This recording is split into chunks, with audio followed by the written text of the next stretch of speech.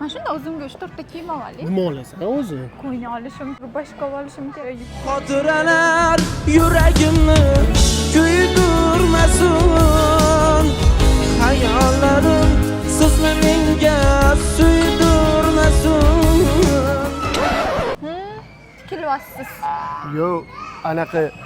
Yo'q, qoldimi deyman. Yo'q, sen noto'g'ri tushunyapsan. Tushundim. Qattanam olib keldim o'zi sizni chetga. To'xtagin, 1 minut Nima? gapimni eshit. Baraka topkur, senga uylanishimdan oldin bu qizga 2 yil sovchi qo'yganman. Bu qiz meni tanlamasdan kambag'al ekansan deb boy bolaga yerga tegib ketdi o'zicha. Tushunyapsanmi?